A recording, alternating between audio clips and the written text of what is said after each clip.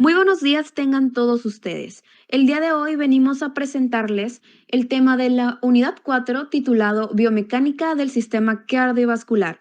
Nuestro equipo está conformado por mí, Montserrat Rendón, Alexia Zuna, Vanessa Sainz y Andrea Picos. El organismo de los mamíferos tiene en su interior un sistema perfecto de riego, esencial para que la vida sea posible, cuya misión es hacer llegar a todas las células del cuerpo la sangre para que así obtengan oxígeno, nutrientes, agua y minerales indispensables para su supervivencia, además de recolectar los productos metabólicos de desecho como el dióxido de carbono para su eliminación. Estamos hablando entonces de un sistema de control capaz de distribuir eficientemente la circulación a las células y tejidos al que conocemos como sistema cardiovascular, compuesto por el corazón, la sangre y los vasos sanguíneos.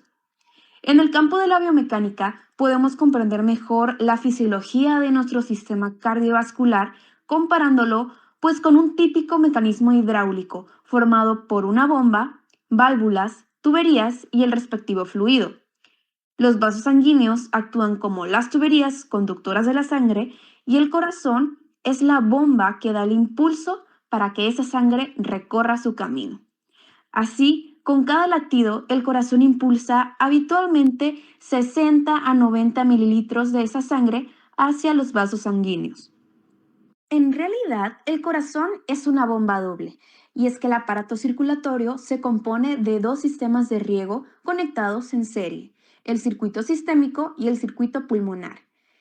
Aquí el corazón es la bomba encargada de poner en marcha ambos circuitos. Pero antes de conocerlos mejor, debemos tomar en cuenta los movimientos que el corazón produce para su funcionamiento. Primero que nada, entendamos que el corazón se compone de dos aurículas, una izquierda y otra derecha, por donde va a llegar la sangre y esta sangre va a rellenar a su vez dos ventrículos, también izquierdos y derechos, donde la sangre va a salir impulsada al torrente circulatorio. El movimiento de las aurículas y los ventrículos debe hacerse de forma ordenada y coordinada en un ciclo que se repite con cada latido y lo podemos dividir en dos fases, diástole y sístole. La diástole es el periodo del ciclo cardíaco en el cual los ventrículos están relajados y se están llenando de la sangre que luego van a tener que impulsar. Para que puedan llenarse, tenemos a las válvulas también en el corazón que van a abrirse y cerrarse en cada periodo. En el caso de la diástole, las válvulas de entrada a los ventrículos, que es la válvula mitral y tricúspide, tienen que estar abiertas. Y además, para que la sangre no se escape, las válvulas de salida de los ventrículos, que son la válvula aórtica y pulmonar, deben de estar cerradas. Por otro lado, la sístole es el periodo del ciclo en el cual los ventrículos se contraen y así provocan la eyección de la sangre que contienen, es decir, van a expulsar la sangre. Para ello, las válvulas aórticas y pulmonares deben de estar abiertas y para que la sangre no vuelva hacia las aurículas, las válvulas mitral y tricúspide deben de estar cerradas. Muy bien, ahora les voy a explicar las dos tipos de circulaciones. Por un lado, tenemos la circulación sistémica, que tiene como objetivo llevar a la sangre a todas las células del organismo para que así puedan obtener oxígeno y nutrientes, además de recoger las sustancias de desecho. La circulación sistémica comienza entonces en el ventrículo izquierdo y con cada latido produce la expulsión de la sangre que contiene a través de la arteria aorta a una presión de casi 125 milímetros de mercurio. Este desplazamiento de sangre durante la sístole forma una onda de presión que expande las paredes de las arterias, que puede palparse y es a lo que conocemos como el pulso, y lo podemos palpar en la muñeca o debajo del cuello. También se deriva de esta onda la tensión arterial, que se expresa mediante dos cifras. Una máxima, que es la presión que tiene la arteria durante la sístole, es decir, cuando se contrae el corazón, y una mínima, que es la presión que tiene la arteria durante la diástole, es decir, cuando se relaja. La tensión arterial normal en adultos jóvenes es de 120 en la presión máxima o sistólica y de 80 en la presión mínima o diastólica. Pero la tensión arterial puede aumentar en determinadas circunstancias fisiológicas o normales, como las emociones o el ejercicio, y también puede disminuirse en otras circunstancias, por ejemplo, durante el sueño. Así las células obtienen el oxígeno y los nutrientes que necesitan y a ella, a la sangre, vierten las sustancias de desecho. La sangre con poco oxígeno va a volver entonces al corazón a través de las venas. Estas venas van a converger y formar otras mayores hasta llegar a las venas cavas, superior e inferior, que desembocan en la aurícula derecha. Una vez terminado la función de este primer circuito sistémico, vamos a pasar a la circulación pulmonar, cuyo objetivo es llevar a los pulmones, específicamente a estos órganos, la sangre que ya recorrió todo el organismo y que tiene poco oxígeno para que pueda volver a oxigenarse. La circulación pulmonar comienza en el ventrículo derecho. Durante la sístole, a una presión de 25 milímetros de mercurio, este se contrae e impulsa la sangre a través de la arteria pulmonar, que no lleva la sangre a todo el organismo, sino solamente a los pulmones. Esta arteria se va ramificando y finalmente forma unos vasos sanguíneos muy pequeños llamados capilares pulmonares. Estos capilares tienen una pared muy delgada y permiten que entre el oxígeno y se introduzcan las células de la sangre, específicamente en los eritrocitos, que van a ser los responsables del transporte del oxígeno y a la vez también van a eliminar el dióxido de carbono acumulado. Así se obtiene de nuevo una sangre oxigenada lista para llevar de nuevo el oxígeno a todo el organismo. El circuito pulmonar funciona con unas presiones mucho más bajas que el circuito sistémico. Por ese motivo, el ventrículo derecho normal tiene unas paredes mucho más finas que el ventrículo izquierdo. La onda de presión arterial es la consecuencia de la interacción entre el volumen sistólico, el volumen de eyección del ventrículo izquierdo y las características físicas del sistema cardiovascular en cada latido. Esta onda de presión nos permite obtener información para analizar el estado cardiovascular de los pacientes, como el tiempo del ciclo cardíaco, resistencias vasculares, volumen sistólico, gasto cardíaco, contractilidad, entre otros. Como podemos observar, en la onda de presión arterial se pueden identificar 6 partes. La primera sería el ascenso sistólico. El punto 2 sería la presión sistólica y una vez que llegamos al punto sistólico hay un descenso, este siendo el punto número 3. Seguido de este viene el descenso diastólico y por último tenemos la presión arterial diastólica. Al tener el corazón una actividad rítmica y ordenada de sus cavidades, la forma de onda obtenida es regular, lo que permite la identificación de diversas ondas cuyas morfología, duración y amplitudes están bien definidas. Siguiendo la secuencia de aparición en el electrocardiograma, las ondas se denominan P, Q, R, S, T y U. La onda P se debe a la despolarización de las aurículas. Las ondas Q, R y S que forman el complejo QRS se deben a la repolarización de las aurículas y la despolarización de los ventrículos. La onda T se debe a la repolarización ventricular y la onda U, que en muchas ocasiones no aparece, se debe a potenciales residuales del músculo ventricular y a la repolarización lenta de los músculos papilares.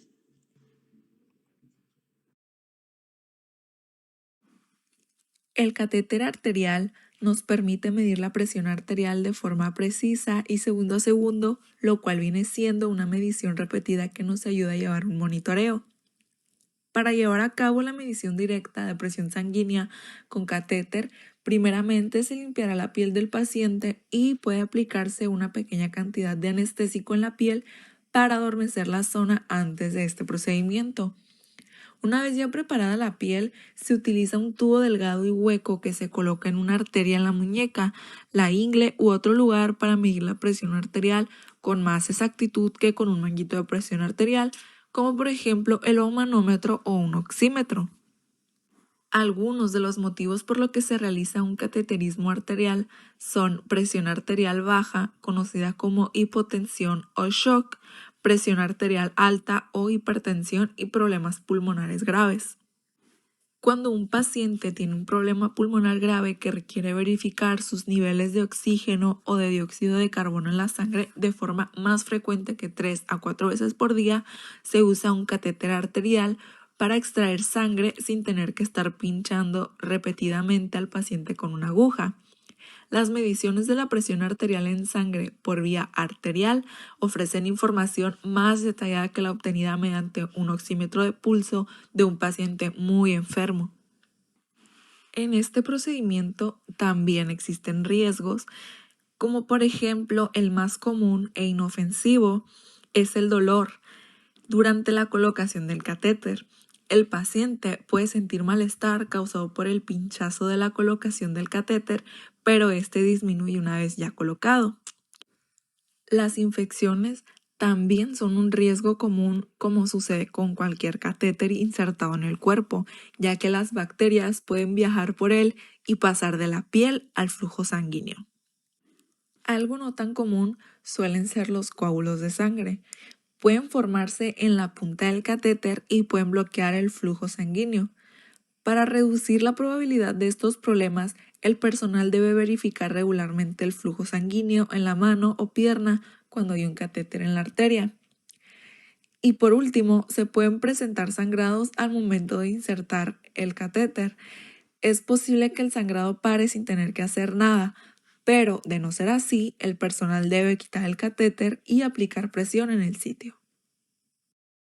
Métodos indirectos. Las mediciones indirectas a menudo suelen ser también llamadas no invasivas, porque el cuerpo no se entera ni se altera por el proceso de la misma. Los métodos mayormente utilizados para mediciones indirectas son el tensiómetro y el ultrasonido. ¿Qué es un tensiómetro? El tensiómetro, también conocido como monitor de presión arterial, es un dispositivo que mide la fuerza que ejerce el flujo sanguíneo en las paredes de las arterias y detecta dos tipos de presiones: sistólica y diastólica. Los tensiómetros nos sirven para detectar irregularidades en la presión arterial de nuestro cuerpo. La detección temprana de estas anomalías nos ayudan a prevenir complicaciones o consecuencias graves en la salud. Además, para las personas hipertensas son muy útiles para mantener un monitoreo de sus presiones sistólicas y diastólicas de manera sencilla desde sus hogares. Ultrasonido. ¿En qué consiste el ultrasonido vascular? El ultrasonido es un examen médico no invasivo que ayuda a los médicos a diagnosticar y tratar condiciones médicas. Es seguro e indoloro. Produce imágenes del interior del organismo usando ondas de sonido. A las imágenes por ultrasonido también se les conoce como ecografías. Utiliza una pequeña sonda denominada transductor y un gel que se coloca directamente sobre la piel. Ondas sonoras de alta frecuencia viajan desde la sonda a través del gel y hacia dentro del cuerpo. La sonda recoge los sonidos que rebotan. Una computadora utiliza esas ondas sonoras para crear una imagen. El ultrasonido vascular produce imágenes de las venas y arterias del cuerpo. Un ultrasonido Doppler es en general parte de un examen de ultrasonido vascular. El ultrasonido Doppler consiste en una técnica especial de ultrasonido que evalúa el movimiento de materiales dentro del cuerpo. Le permite al médico ver y evaluar la circulación de la sangre a través de arterias y venas del cuerpo. El ultrasonido vascular se realiza para ayudar a controlar el flujo sanguíneo hacia los órganos y tejidos del cuerpo, localizar e identificar oclusiones y anormalidades como placas o embolias y ayudar a planear un tratamiento eficaz. Los sonidos o ruidos cardíacos son la expresión sonora del cierre de las válvulas cardíacas. Su funcionamiento fisiológico siempre es unidireccional, lo cual permite la correcta circulación de la sangre a través del circuito cardiovascular. La auscultación del área precordial permite la identificación de estos ruidos y sus matices en los 5 focos de auscultación. Existen ruidos que no son producidos por el cierre de las válvulas. Por mencionar algunos, podemos encontrar los llamados soplos y los ruidos Krotov, ambos producidos por la interrupción del flujo natural de la sangre, al convertirse en un flujo turbulento cada vez que se encuentra una disminución del radio de los conductos por donde ésta circula. para escuchar ciertas zonas del corazón y cada vez que las escuchemos, dichas zonas nos van a indicar cómo se encuentra la función de las válvulas. En la siguiente figura podemos apreciar 5 áreas, que es la pulmonar, la aórtica, el tercer espacio, la mitral y por último el tricúspideo. De auscultación cardíaca.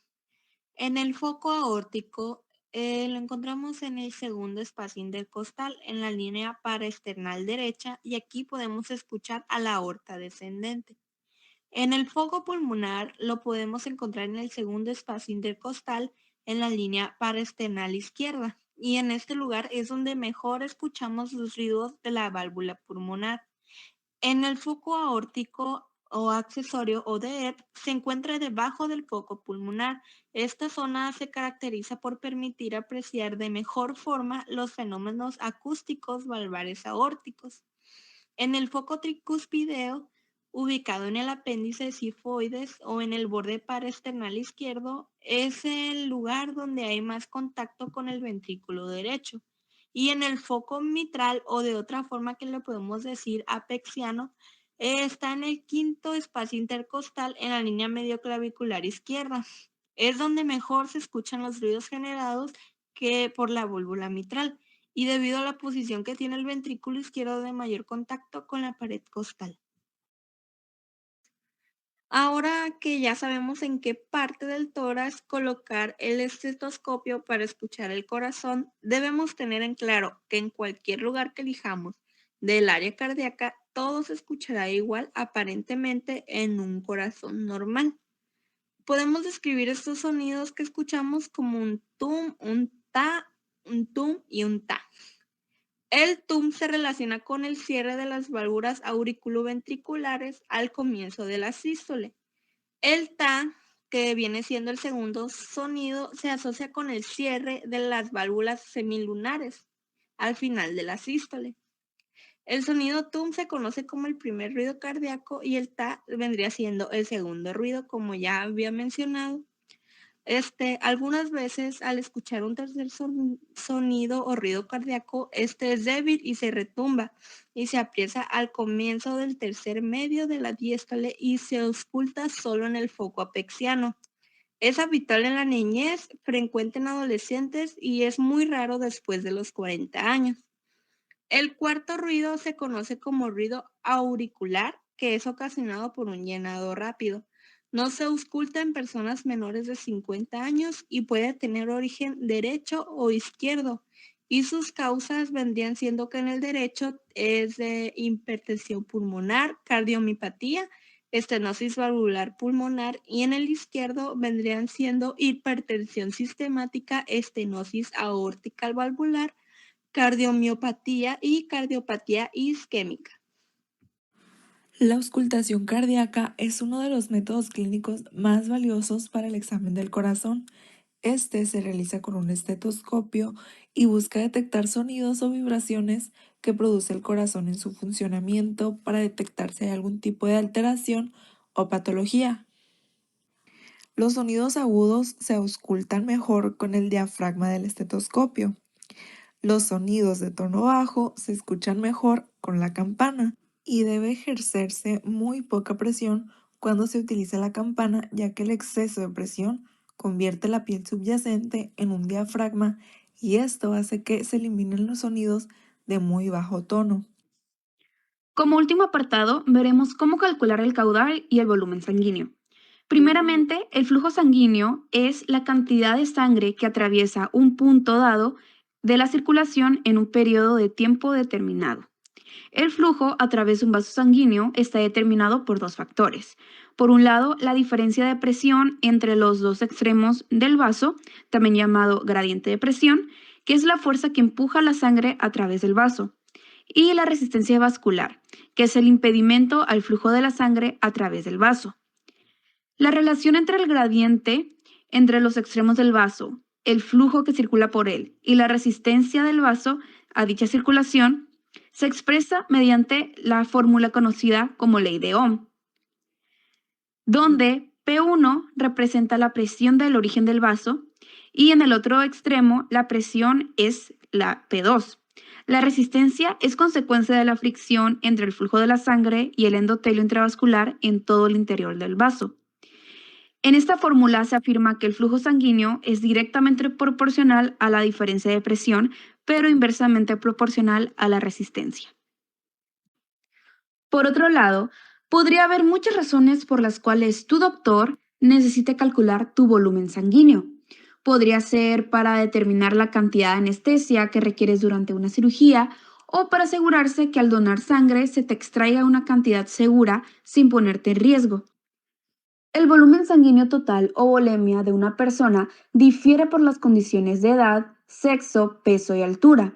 Fue el doctor Samuel Nadler quien describió el estimado del volumen sanguíneo de un individuo de acuerdo con su sexo, peso y talla. Su fórmula es la más aceptada por diversas especialidades médicas y en la actualidad es el algoritmo que utilizan algunas máquinas de aferesis para calcular la volemia.